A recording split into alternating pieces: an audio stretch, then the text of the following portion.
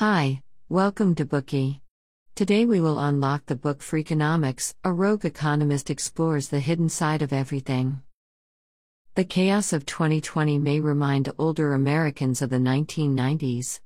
At that time, the nightly news on different channels spun the same story: the world will not get better. For decades, the crime rate in every American city had been rising relentlessly. Death by gunfire had become commonplace, so had carjacking, crack dealing, and rape.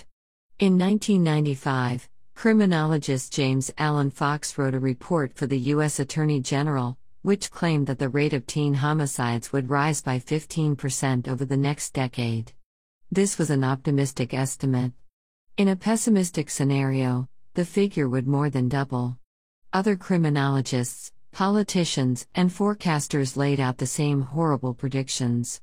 "We know we've got about 6 years to turn this juvenile crime thing around," Clinton said, "or our country is going to be living with chaos. And my successors will not be giving speeches about the wonderful opportunities of the global economy, they'll be trying to keep body and soul together for people on the streets of these cities." Thankfully, the president's pessimistic forecast did not come true. After Clinton's lament, the crime rate fell year after year all across the country. By 2000, the overall homicide rate in the United States had dropped to its lowest level in 35 years.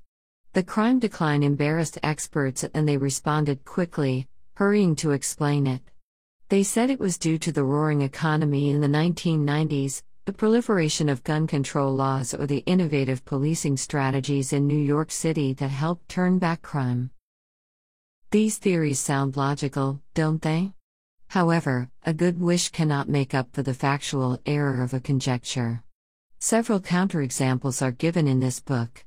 First, in the 1960s, when the economy went on a wild growth spurt, so did the violent crime.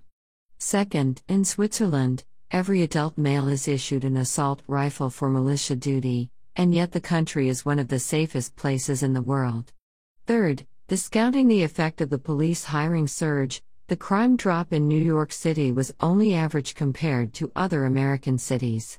These experts will undoubtedly suffer a blow when faced with such counterexamples. The above discussion on crime rates is only one of many topics in Freakonomics. A rogue economist explores the hidden side of everything. You may be puzzled that the topics discussed in this book are very different from your previous understanding of economics. What kind of economics book is this? In fact, not only do you have such doubts, many people, including the author's peers, might not recognize his work as economics at all. The author has said that he has little interest in traditional economic topics such as the stock market, taxation, and inflation. He is more interested in exploring the riddles of everyday life with economic methods. For instance, what caused crime rates to drop? Which is more dangerous to children, a swimming pool or a gun?